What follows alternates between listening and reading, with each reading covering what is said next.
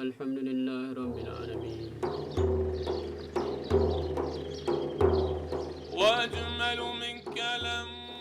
Kedegilan kaum Madian memakan diri.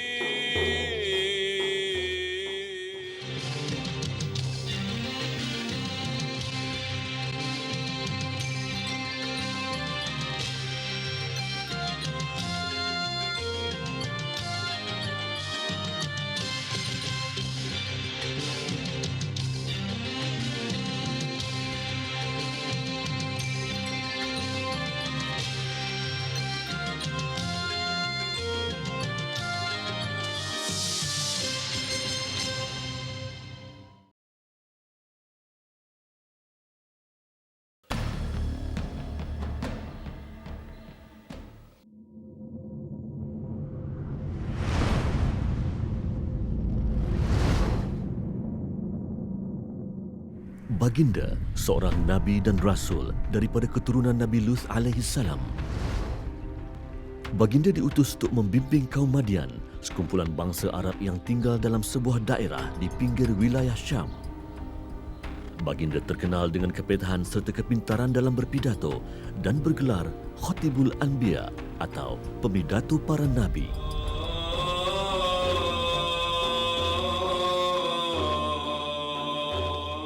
Abdul Rahman Abdul Jalil, Imam Masjid Syuaib alaihi salam.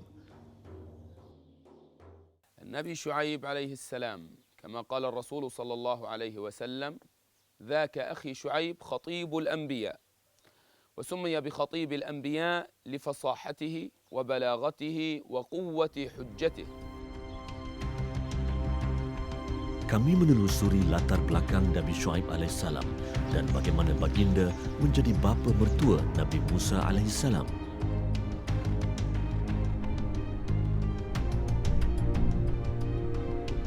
Jordan, bumi yang kaya dengan tinggalan sejarah peradaban manusia. Bersempadan dengan Syria, Arab Saudi, Palestin dan Iraq.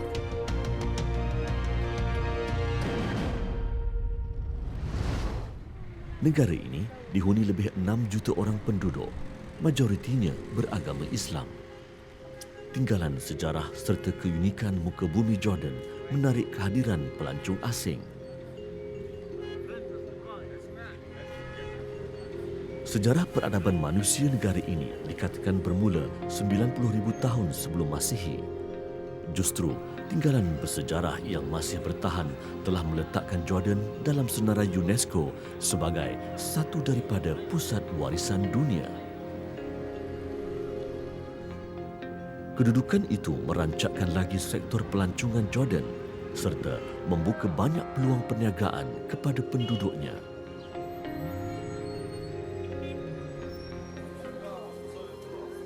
Kebanyakan mereka menjadi petani, berniaga, ada juga yang bekerja dengan syarikat-syarikat swasta.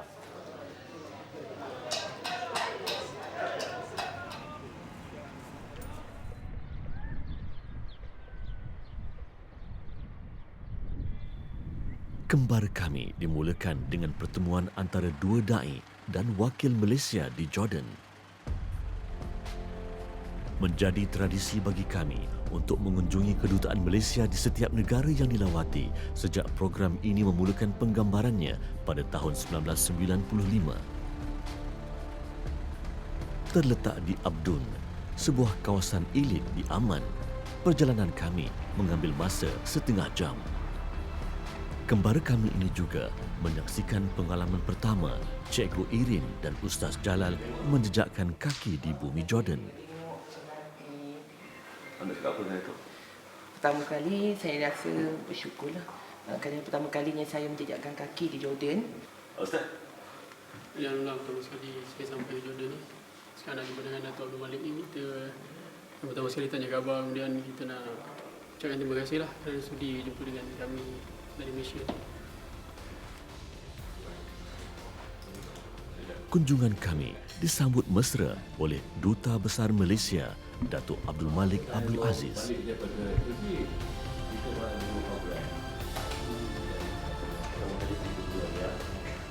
Walaupun singkat, Pertemuan ini penting buat Cikgu Irin dan Ustaz Jalal untuk memulakan rehlah mereka dan mencari jawapan.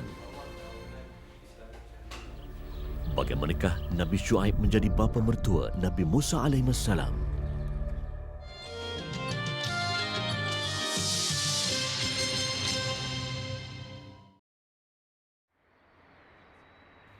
Nabi Syuaib alaihissalam adalah bapa mertua Nabi Musa alaihissalam. Tetapi bagaimanakah hubungan itu terjalin?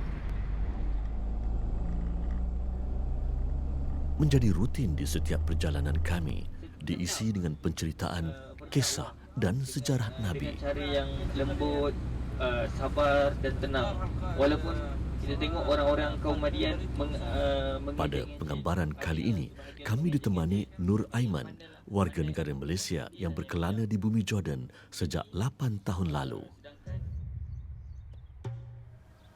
Kompleks pelancongan La Storia membolehkan pengunjungnya melihat dan mempelajari sejarah para utusan Allah, sejarah penubuhan negara Jordan dan kebudayaan masyarakat setempat. La Storia diambil daripada bahasa Itali yang membawa maksud penceritaan. Sinonim dengan namanya, pengunjung berpeluang mendapatkan informasi tentang riwayat para nabi dan pesuruh Allah di samping menyelami kehidupan masyarakat Arab Jordan pada zaman dahulu. Ustaz Jalal kelihatan amat terkesan dengan konsep muzium ini, terutama berkaitan kisah para utusan Allah.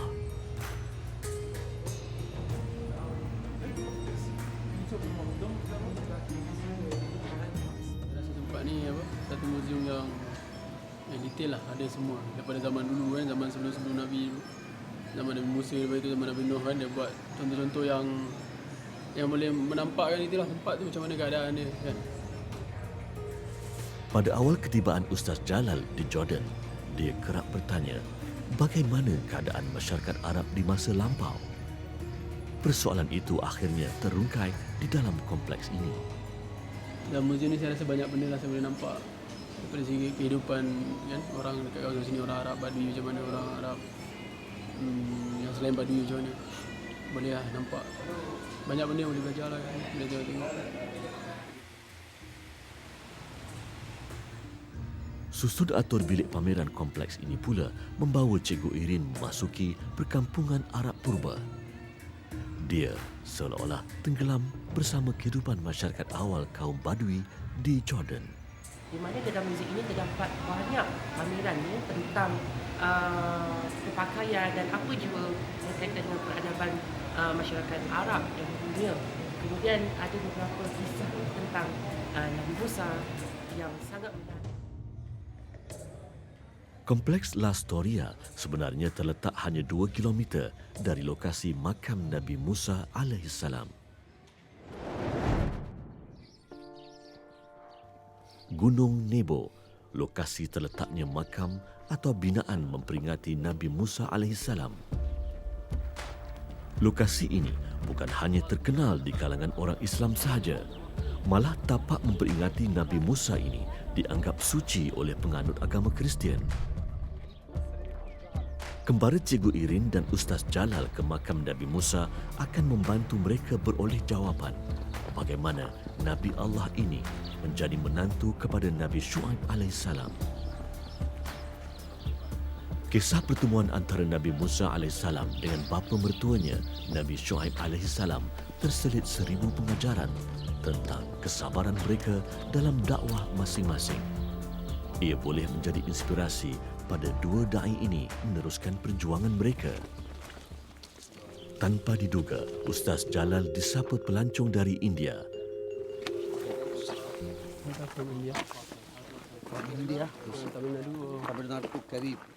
Apabila diberitahu kami dari Malaysia, mereka teruja untuk berkongsi perkhabaran saudara seagama di tanah air. Bagi mereka, umat Islam Malaysia sangat bertuah, dikurniakan nikmat mengamal ajaran Islam dalam kemakmuran, walaupun terdiri daripada pelbagai kaum dan agama. Tinggalan sejarah dan ukiran seni purba menarik minat Cikgu Irin. Dia yang sememangnya cintakan kesenian dan kebudayaan begitu teruja melihat tinggalan-tinggalan yang terdapat di makam Nabi Musa ini. Jiwa halusnya terpikat dengan hasil seni sebuah empayar tersohor sebelum Islam.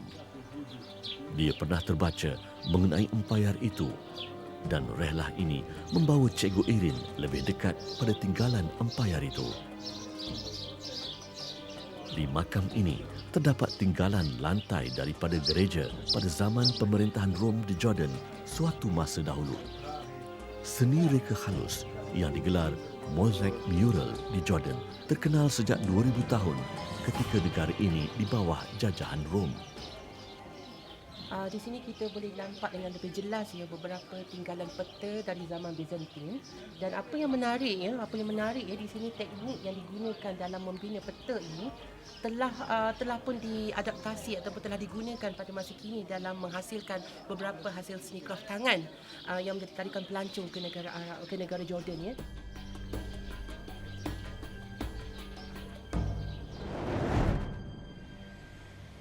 Madaba, pusat pengeluaran seni mural mozaik utama di Jordan. Mural mozaik keluaran Madaba dikatakan yang terbaik penghasilannya. Di pusat kraft tangan La Storia, kesemua pekerjanya terdiri daripada orang kelainan upaya.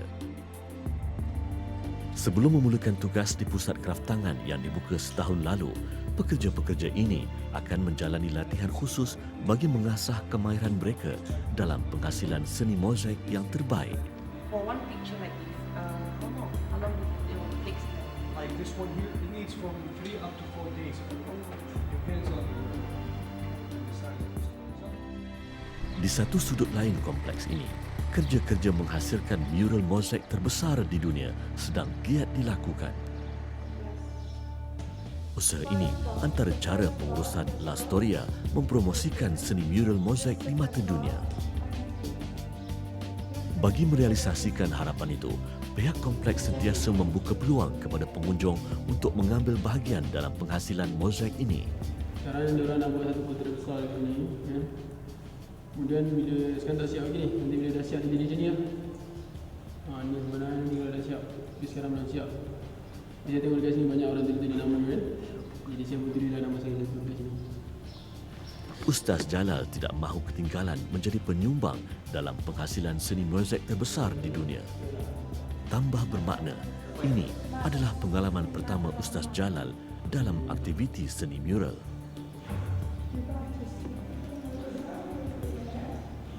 Mereka juga pertama kali dibawa ke lokasi peringatan Nabi Musa ini. Menghayati perjuangan baginda membebaskan Bani Israel daripada penindasan Fir'aun di Mesir dan membawa kaumnya memasuki Palestin. Tetapi usaha baginda gagal setelah Bani Israel sendiri ingkar pada arahan baginda.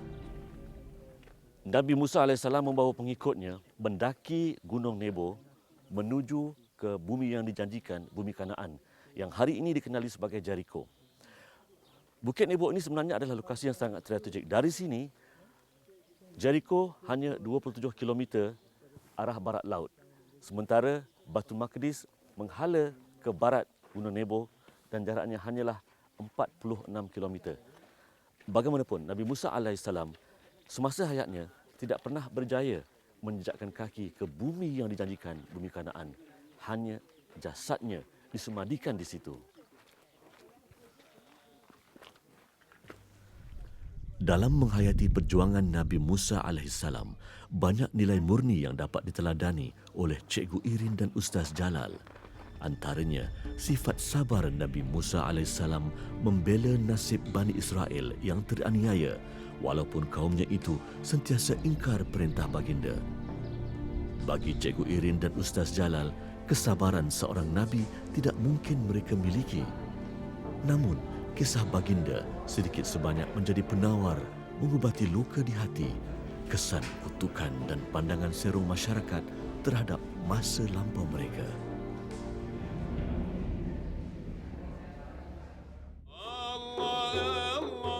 Bagaimana Nabi Syuaib AS dipertemukan dengan Nabi Musa AS?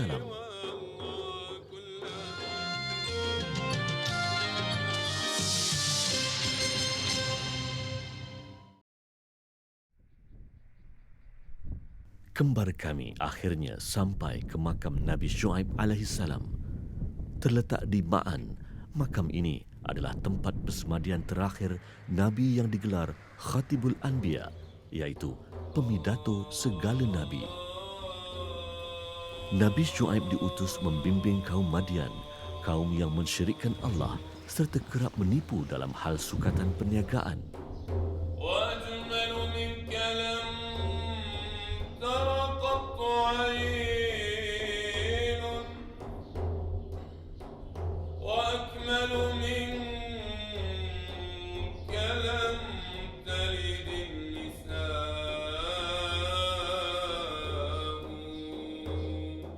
أهل مدين وإلى مدين أخاهم شعيبا قال يا قوم اعبدوا الله ما لكم من إله غيره وإلى أصحاب الأيكة كذب أصحاب الأيكة المرسلين إذ قال لهم شعيب ألا تتقون.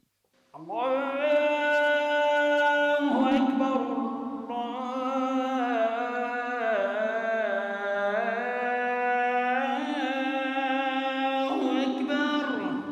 Kaum Madian enggan menerima dakwah yang disampaikan oleh Syuaib alaihissalam. Ketika Nabi Syuaib menasihati mereka supaya jujur dalam timbangan, mereka bertindak mempersoalkan kebenaran yang dibawa oleh Nabi Syuaib alaihissalam. Abdul Rahman menceritakan bagaimana Allah menurunkan azab kepada kaum Madian. فقد جاءهم الحر الشديد من حر شديد لم يؤمنوا فجاءتهم سحابة سوداء فتجمعوا تحتها قالوا هذا غيث ممطرنا فلما تجمعوا تحتها أخذتهم الصاعقة أو الصيحة وهي صوت شديد من السماء فماتوا جميعا ألا بعدا لمدين كما بعدت ثمود. Pensyarah tafsir dan ulum Al-Quran ini telah berkhidmat sebagai imam di Masjid Nabi Syuaib selama 13 tahun. Berkelulusan doktor falsafah dalam bidang syariah Islam, Abdul Rahman mudah didekati dan tidak keberatan untuk berkongsi ilmu kepada kami. Menurutnya lagi, ketika Nabi Musa AS melarikan diri daripada ancaman Firaun, baginda berhenti rehat di bawah sebatang pokok dalam daerah Madian, daerah kediaman Nabi Syuaib AS. Ketika itu, baginda terpandang dua orang gadis dalam kesukaran memberikan minuman kepada haiwan ternakan mereka. Lantas Nabi Musa AS memberikan pertolongan.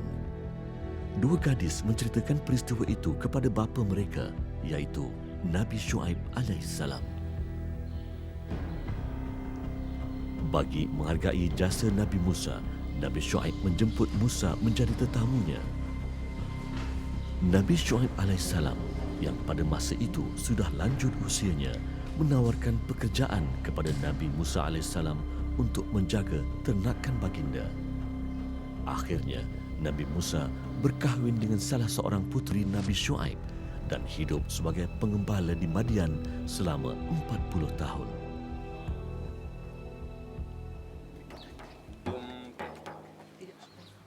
Pertemuan ini memberi jawapan kepada Cikgu Irin dan Ustaz Jalal bagaimana Nabi Syuaib AS menjadi bapa mertua kepada Nabi Musa AS.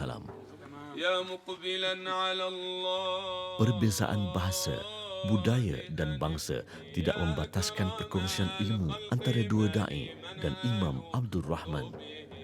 Ini adalah permulaan rehlah mereka sebelum memasuki kota suci Baitul Maqdis.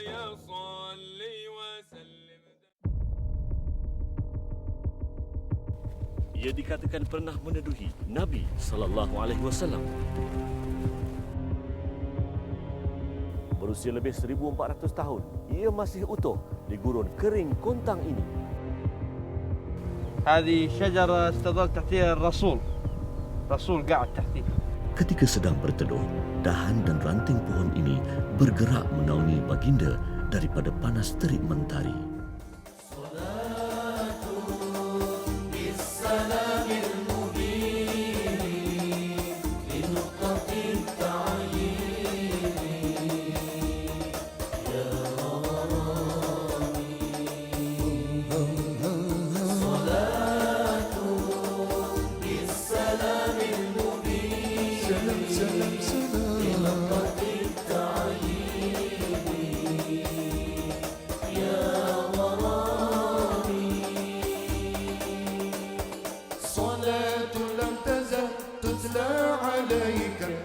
طار النسيم